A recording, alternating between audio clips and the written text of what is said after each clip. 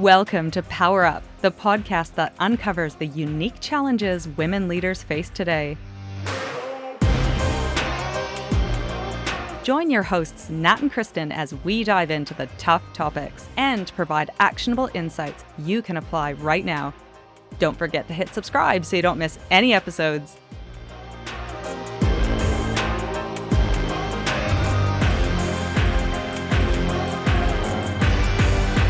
It's said that people decide whether they like you within the first 7 seconds. So the first words you say help lock that in. So today we're talking about the art of the opener. And I've wondered recently, as I've been musing, is that our brains, are they that they are on autopilot with the opener? Are we lazy? Or is it simply the absence of actually recognizing the importance of this very important part of communicating? I think we've probably just gotten out of the habit, haven't we? And I think the internet, social media, Zoom calls, everything makes it a lot easier to avoid situations where you have to start a conversation with someone in a casual manner. And I don't think anyone's ever intuitively found it super easy, but it is a practice. And the more you practice it, the easier it becomes. So I suspect we've all somewhat fallen out of the habit, and the world has made it easy for us too, because you can kind of avoid it. Like, we don't answer phone calls anymore because 'cause we'd rather get a text, all that sort of stuff. Oh, there's a whole industry of memes now of, like, the Zoom openers where people are like, "Just gonna give everyone a few more minutes to join." Like, we're kind of just in these tropey statements now of, like, "We'll just give it a couple more minutes, everyone." So in the absence of that, we've been a little bit more deliberate, not in the absence of that, in, like, the reality of our new reality of even Zoom awkwardness of, like, "How's the weather where you are?" We've been more deliberate about the opener, and we've done things like included music because it's so awkward when people are joining and any of our mini master classes or sessions, and it's like that awkward, like, "How you doing?" And, "Ooh, come off mute, don't come off mute, actually answer, don't answer." How can we be deliberate? So we're experimenting with some stuff, including openers, but there's a few scenarios that we wanted to talk to today. The first was the networking event. So, like, let's talk about, like, some really easy openers that we can have in our back pocket for those awkward networking events or fun networking events. The everyday random bump. So, in the line, in the elevator, pre-Zoom meetings, so the everyday random bump. And then the icebreaker. So, actually, this one overlaps with the meeting as well. But how can we actually set the tone for the vibe that we want in a meeting? I like it. This is one thing that it's probably culturally different in different situations. You've mentioned before there's certain parts of Europe, I'll let you explain which ones, that find this like death by a thousand cuts. There are other countries like the US where people are pretty good at it. Different brain wiring can make it feel very odd to have. So there's a whole lot of different things here. The other thing that I found really interesting is I put in ChatGPT a while ago, being like, what are some good starting lines? Thinking, the robots will help. And the robots were terrible because they jumped straight to really cheesy things that I'm like, yes, I can see that being a part of a workshop or maybe even a question you ask the third question in, but I'm not gonna go up to someone who I've never met before and be like, "Tell me your favorite movie." Like, it's just not an opening line. It's a follow-up question, you know? I can't wait to do another whole episode on chatbots because I've, like, obviously just planned a trip and traveled with one for the last couple of weeks, not with my chatbot, but helping me navigate, a different country. And, I've got a real love-hate relationship. Like, how helpful was that? But equally, how cheesy and horrible are they? And I don't even understand how people fall into relationships with them. So that's, like, a whole other episode. This is why we need diversity in tech, because that is created by a group for a group that really likes that, and they probably totally miss the 70 to 90% of other people who are like, "What is this?" I know, but even just the tone and mannerisms of what you suggested, how cheesy the thing it's like, of course, because they were all designed in the US where they literally are people are like, "What's keeping you busy?" Or like, "Hey, Chad." So yeah, not working for me, but some quick tips. Questions are great. So you'll find that a lot of our openers are questions because they will invite conversation because it's not about yourself and introducing yourself necessarily in the first opener, but it is about inviting others in and finding out more about them, curiosity. But I found also this effect called the pratfall effect. And I think because we're chatting about this, there might be some pressure that people feel as a result of getting the perfect opener. And what we want to do just very quickly here is let you off the hook. The more vulnerable and human you are in an interaction with an opener, even just expressing like you spilled coffee on your pants and had to, so look at your outfit, or like whatever it is, like just how you have had a day, and whatever vulnerabilities that you can express about yourself makes you relatable and makes you feel human and immediately disarms the other person. So this isn't about I add a polish in the caveat to that yes, though. Don't fall back on the, "Oh my god, I've running late. I'm so busy. I'm so stressed." Ugh." Like that, like there is a difference between vulnerable, or we talk about honesty versus transparency. A little touch of vulnerable versus coming across like a chaotic mess. hot mess v like, just it's okay to be a little bit vulnerable about if you're feeling nervous about being there, and that kind of thing. So let's jump into our situations, and starting with the networking event and the dreaded opener, some of which are the worst of like, "What do you do?" A bit lazy, bit transactional, puts people on the spot because all of a sudden you're like in pitch mode and you're like, "Oh, what does this person need to hear? I don't even," thoughts on some good openers, Nat? What have you used? Well, I'm a huge fan these days, I think because of the work we do. And it's also a hack for people who feel a bit nervous at networking events to find someone else who's on their own. And I did this the other day. I went to an event and there was a woman there who was sitting and looking at her phone, was standing right to the side looking at her phone, and all her body language indicated she was really nervous, she felt uncomfortable, and so I went over and said, "Oh, did you turn up on your own like me?" And she went, "Oh," and you just saw this look of relief on her face, and I was like, "Come over and chat to some friends I've made," and it was just a really easy way to welcome her in and make a connection without, I don't know, saying, "What's your favorite color?" or whatever else. I like how immediately you were like, "I know how you feel because I've just been through that." Half an hour ago, I showed up on myself. So the like me immediately disarms and goes, I relate to exactly how you're feeling right now, so come on, come on. I like it. I like it. One of the ones that I enjoy for the bust-ins when people are in circles and you do rock up to an event, is the "May I join you?"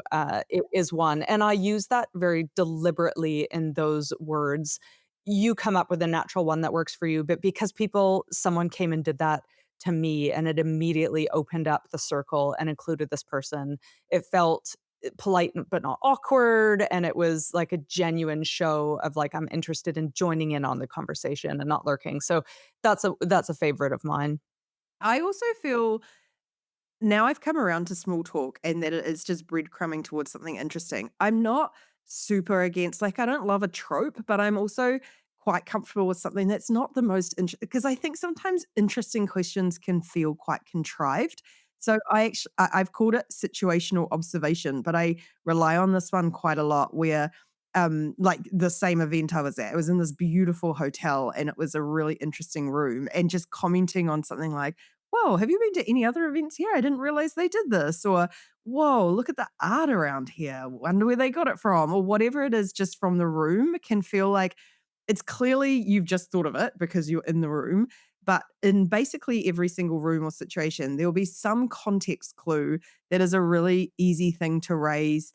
It could be the loudness of the room. It could be the food that they've offered. It could be, what kind of drink would you like? Let's go grab one. Whatever it is, it's a really nice fallback without feeling contrived. But what you've done there, is you've almost invited storytelling that they can, what is it? Choose your own adventure storytelling, choose your own reply, because they can choose to comment on, "Oh, yeah, we had an event last year," and talk about the event that they'd attended, or, "I haven't been," but, they can effectively choose the next stage, which then you can kind of deep dive in a few different areas. So I love that you've invited, that open-ended kind of storytelling thing. I like one, I often, use this with and try not to do it with, like, religion or politics, but, I can get into trouble with that a little bit, but, with kind of what's called a gift opener, and it's leading with a piece of advice or a tip or a topic that I've heard from another kind of grouping or maybe while I was grabbing a drink, and so, or I might even make it up, like, for example, it might be a local airline or a national airline is put on a sale, so it might be like, "Oh, I've just heard someone mention that bloody blah is having a sale on flights." If that's relevant to you, because it again opens conversation around that particular topic, if they've traveled or where have they been or want to go, but it could equally be something about, uh you're going to an event, a comedy event this week. It could be about that. I've just heard someone, so and so's coming to town, or this thing is coming up. If that's relevant to you, you're leaving it a little bit open ended to see where people kind of pick up on that string. I love that because I think that's another one where we often talk about positive, interesting things, and often there is a conversation you've just come out of that you're like, "Whoa, that person over there was so interesting. They did X," or "We were talking about this," and it just it brings people in, but also it's a really positive contribution, which I think immediately when you talk about how small amount of time we have for people to choose whether they like us, bringing that energy, I think is a really easy way to position yourself as a open, engaged, curious person. So this is kind of there's not so much prep involved, although there are some standard, what is it, formulas, like, in terms of chatting about the event or conversations you've overheard or relating to someone's, situationally, like you said, you're observing something, someone, and you're putting yourselves in their shoes as well or relating, becoming relatable and asking them about it. So it's not actually about prepping, but it's about being ready to ask a question. I think that's our invitation when it comes to networking is just be ready to observe, to pick up on cues, and to just go for it and try a few different things and ask some questions. I love that. So I feel like if we were to summarize those sort of broad approaches, it is situational observation, like what's happening in the room, what have you noticed, who have you spoken to, um, something that you've sort of experienced. Second one would be more of a I'm going to ask about you. So why are you here? Did you turn up on your own? What else are you up to? Something like that. So it's sort of those two broad areas. The final one, and I think this will take us over to the second category of when we need to have these intros of everyday random bumps. I also I've called it current events because there's often something happening in the world. So, like, I was thinking back over the last couple of weeks, I'm often on Zoom calls talking to people for the very first time. And I'm like, how do they often start? And it's somewhat, you, and Zoom don't always have that situational observation, but you are sometimes networking via Zoom calls and you're connected one on one. So I feel like there's two things that I do. One is current events, and the other one is sharing something, which sort of goes against the ask a question rule, but I feel like it works. So I often find like we're recording this on a Monday. What did you get up into in the weekend? There's often like a whole bunch of stuff. In New Zealand, it's been school holidays, so your kids heading back to school today? What were you doing in the school holidays? We are literally in the whole city we live in is flooded at the moment. So how's your house? Are you has it been impacted? Obviously, it will be no surprise to anyone that I got obsessed with the recent moon trip. Oh my gosh, have you been watching that? So having that sort of current events, and it doesn't have to be weather related, although sometimes these days weather events are so big. There's sometimes a good reason.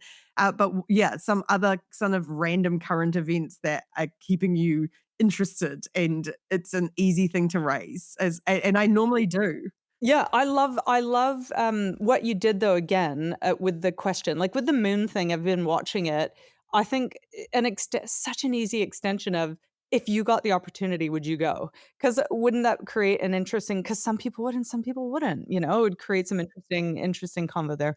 I love And it. So and I'll often start, like, 'cause I keep thinking about the first line, and I'll often start with something like, "Oh, you've really interrupted me being obsessed about the moon to get in," like, something that's just, like, a little bit of a joke, but, like, a way of introducing a current event that I'm obsessed with, or, "Oh my gosh, I'm so stuck in this, Netflix series at the moment. I had to tear myself away to come to this," or whatever it is that just sort of introduces it in a natural way that then opens up that question. Yes, love it. Okay, so now we are moving into the everyday random bump, and here we are in the elevator, soaking wet because we are in Wellington, and we're going. How about that weather again? let's talk about let's talk about some alternatives with that random bump, but some tips on this one is to just because we're staring down at our phones or out the window or down at our hands, wherever that might be, does not mean that the people do not want to connect because actually, research has shown that people want to connect more than they let on. So I think even a 60-second interaction in a queue, in a line, at the school pickup or in an elevator or whatever, at the gym, can really lift someone's mood and be super meaningful, and for some, it can be the first human connection they've had that day, and or for some time. So, don't assume that people don't want to connect. You can kind of feel that out very quickly in that 60 seconds that you might have. But let's talk about some options here. Mhm.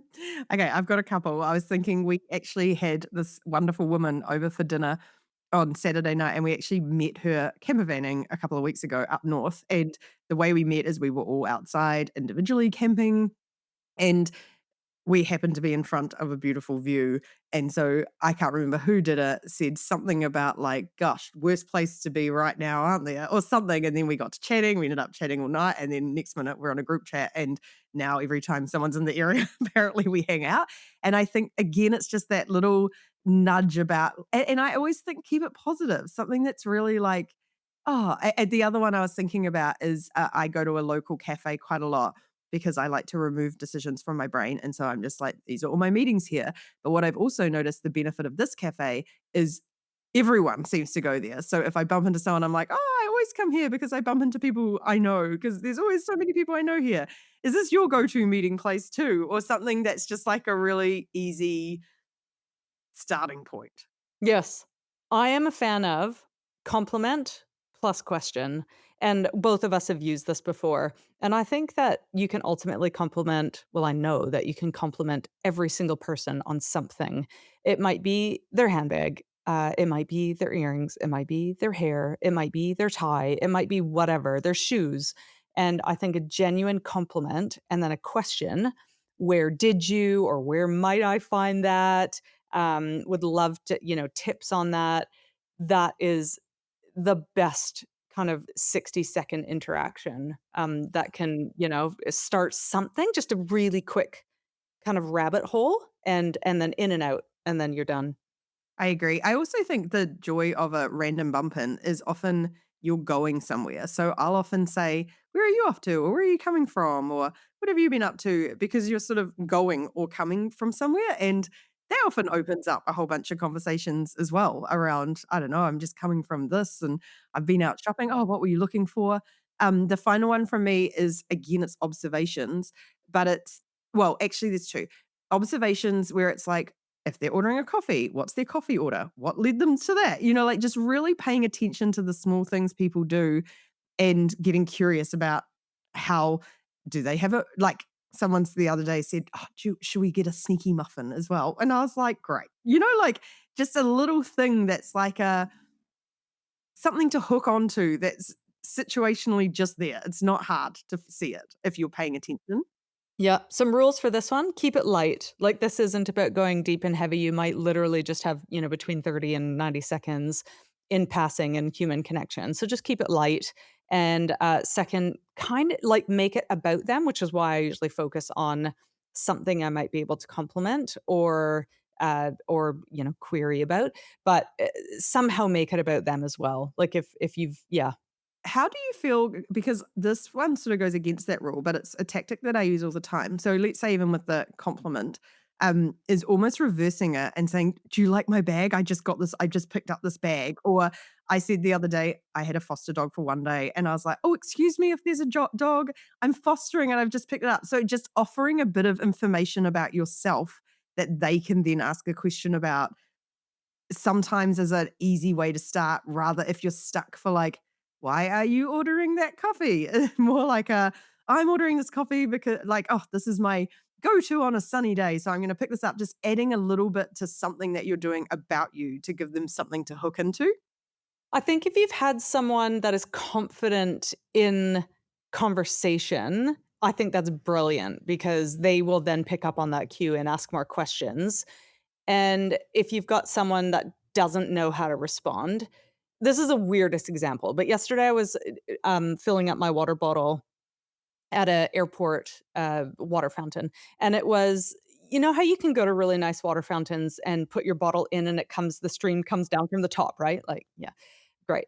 This one was like an old school, like, child's public elementary school one where Oh, yeah. The tiny little dribble comes yeah, out the and you're like, "How dribble, do I and you've fill my got the bottle?" bottle, and you're awkward, and it was interesting the person that came up to me, and she made this statement about it, and that she was frustrated about it, and thinking about it now, I was intrigued with who she was. She had an accent. I was curious about, where she was traveling from and what's her story.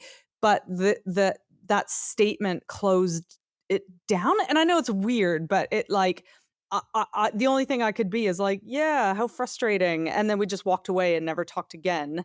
And I think though that's 2 things. One is that she didn't say it in an open way, and secondly, she started negatively. Whereas if she'd come and says, "Oh my gosh, I haven't seen one of these since I was at school. I thought they'd updated them all by now." You start to go, "Oh, yeah, we used to have these at school," or whatever it might be. Whereas having sort of a closed statement that also skews negative, you do end up going, "Huh." I also feel like you're probably in a situation yesterday that you'd been traveling for a while, so you were probably not thinking like, "How do I answer this?" but I would have you're right, and you know what? She probably wasn't looking, for connection, but well, she was because she made she actually took the time. I think what would have improved it is a question. That would have improved it. It would have been a slightly more open-ended, and then we And could have even had something as silly as, "How do you get your water into the bottle from this thing?" And, like, all it's about just the angle, all about the angle. Yeah. Anyway, okay, let's move on to the icebreaker. That's been something that's a little bit top of mind, given that we are hanging out with groups of people that either know one another a little bit or don't know one another at all. So you want to create environments at the start of meetings or sessions, events, whatever that might be, that isn't competitive, that isn't overly personal, that doesn't add a huge amount of pressure on people while you're going around and, like, the person's heart's beating and going, "Oh my goodness, I need to, come up with the best answer." It's not meant to add stress, but it's meant to set the he's scene, you our know? competitive friend here. I need to be the best at this I icebreaker. know, you're like, how might I top that?" But this is yeah, so the things like, tell a fun fact about yourself, that is such a competitive c you've gotta come up with something interesting, You've gotta share something that might be, like, personal and, oh my gosh, talk about being put on the spot with, like, fun fact about yourself or animal, I don't know, let's do away with that one. If you're an animal, which one were you? So let's talk about what makes a good icebreaker. Nat, your thoughts on what makes a good icebreaker? Firstly, never call it an icebreaker. As soon as you say icebreaker, people are gonna go into defensive mode, so just introduce the question without labeling it as an icebreaker. I also feel like the ingredients of a good icebreaker is it should be something people immediately know the answer to. I think, like, anything that really makes you have to think, makes the stakes higher, and if there's a right or wrong answer, obviously, and things like that where, it might trigger competitiveness in you, for others, it might trigger fear of failure that I don't have anything interesting about me, and now I'm spiraling down and I'm doing, whatever else. Um, Also, I think it has to be a moment to connect and kind of, in my opinion, humor is best, like, when it's a totally non like, it's a totally non-big event, but it's something that people might feel really strongly about. I think, you've got a note here about pineapple on pizza. So that's a really great example of people have a very strong opinion one way or the other, but it really doesn't matter. So it's I like an I know, easy, yes. fun one, you know? Yeah, I like that one. That's the what's your take on and then a totally irrelevant topic. But think of something that can be polarizing, but is, like, silly polarizing, like the pineapple on pizza or, like, I don't know, try and keep it kind of apolitical and, Yeah, that kind of thing, but yeah. it is true, and I suppose it depends on the situation because one of my favorite all-time ones, there's a couple, but one was, "What is your is it mediocre superpower?" And it was so funny. I remember a woman who said, "I can stop my kids with just one single glare." And there were other people who had, I don't know, there was just so many funny things, and I think adding the mediocre at the start stopped it from feeling like it had to be really good, like, the goal was to have it be really silly. And, yeah, so I sometimes find maybe if it's in a group where you've picked that they're kind of quite comfortable contributing, yeah, like, but then I also think introverts could quite easily say, "I can sit at home alone without having to talk to someone for, like, a week, and I'd be fine." That's a superpower. So I do sometimes find those ones quite good, even though they do put people on the spot a little bit. There's not an immediate obvious answer. You have to think a little bit, but the payoff can be exceptional for those. I think those are really revealing for people that you know something a little bit about, like the things of like, mediocre superpower, what you ate for breakfast, or, because people it just creates a laughter and or lightness and conversation of people you somewhat already know. One that we tried recently, which, one actually we use consistently, is what did you wanna be when you grew up? We find that one really fun because the answers are amazing. And a more recent one that we used, which is, like, hilarious, is what vegetable would you bring, to a duel? Because that is, like, hilarious too. Often people bring their nonas or their uncles, like, parsnips into it, and it's just so good. You put that on LinkedIn, so if you don't already follow us on LinkedIn, go have a check because that was quite a vigorous discussion, and there was some very funny, and you could see, and I think that's the joy of an icebreaker is you see personalities shine through, like, someone was like, "Well, you can use a carrot because you can sharpen it," and then someone else was like, "But a pumpkin I could throw and it's a heavy weight," and then, yeah, there was just, like, the rationale behind them were, like, yeah, like someone else I think had said, or maybe I've seen it another one, like rotting tomatoes, because no one wants to be, like, covered in rotting tomatoes and it's disgusting, so they'll leave, and you just get a little taster of someone's personality, which is as much as icebreakers have been overused and they feel cheesy, and this would be my encouragement to anyone who feels uncomfortable about icebreakers or thinks they're cheesy,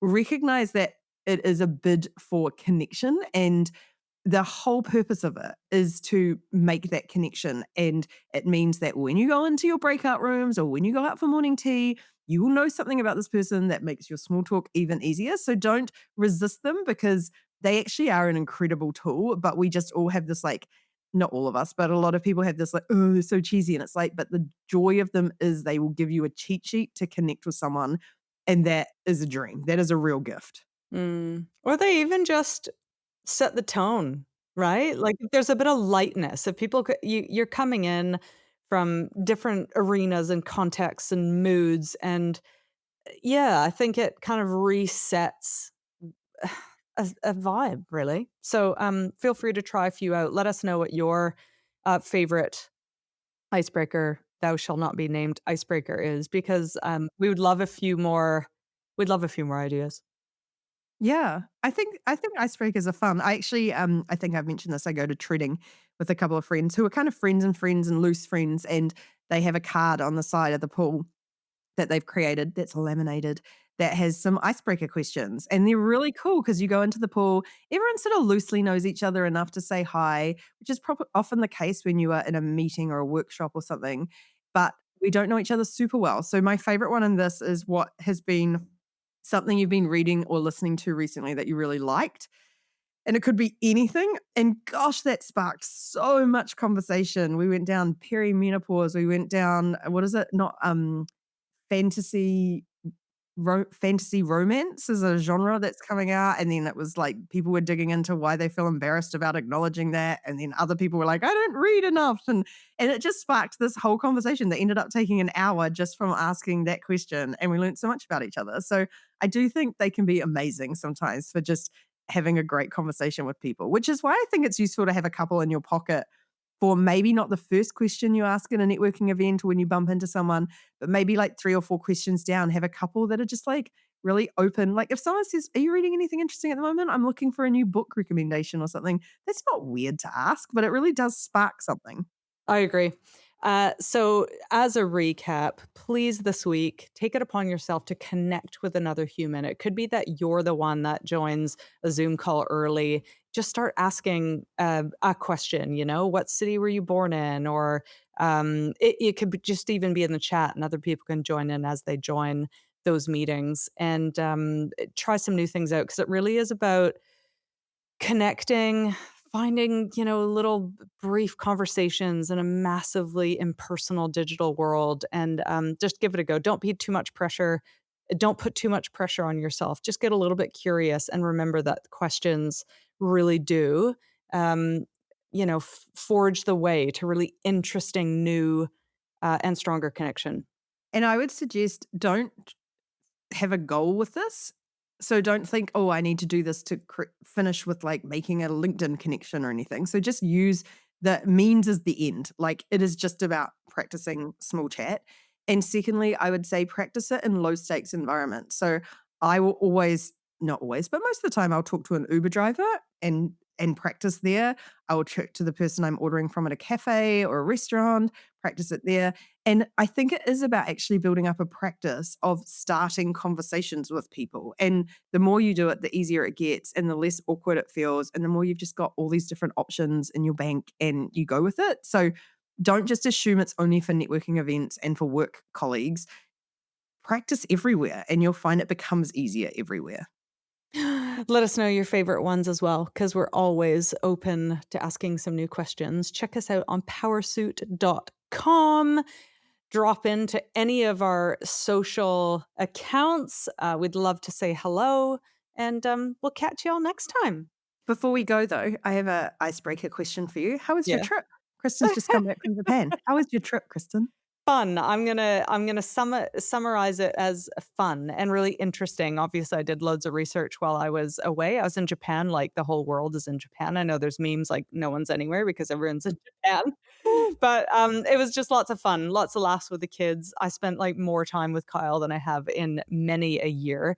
Thank goodness we still like each other. I was thinking about that too. I was like, oh my gosh, like thank goodness for that. Like I can't imagine not liking your partner once your kids are raised and, like, it happens, it's a thing. I think divorce spikes around our, life stage, but, we did really well, which is great. So no divorce here. I have no doubt. And the fishing? How's the fishing? Fishing? Well, all I saw is Carl looking at fish, talking about fish, talking to people about fish, I'm sick of pointing talking at about the fish. fish. I'm sick of talking about the fish. Every chance he could, if he saw people fishing, he'd be right in there having good conversations. He'd be bringing up photos, whose is bigger, that kind of thing, so Great small chat from Kyle. I actually have done that overseas as well, especially because you'll have noticed different countries have different fish. And so I'm often getting out photos of New Zealand fish and being like, this is what we catch when we go out. And it's such a Exactly. nice way of like connecting. I'm with Kyle. Connect He over was, fish. he had it at he was like, "Oh," with the sushi chefs, he was like, "Oh, this is the one, this is our white bait," and then we were just, the kids and I, "Oh gosh, here he goes again." But you're right, that was the connection thing on something that he was interested, with because it created, learning as well. But yeah, we had to go to the big tuna auction where they auction, like, tuna for $1,000,000 and yeah. Anyway, lots of talk about fish. Having a little break over here. Kristen's Japanese fish trip. Yeah. Amazing. No, it's great. Thanks for asking. Okay, everyone, we'll catch you all next time. Bye. Bye.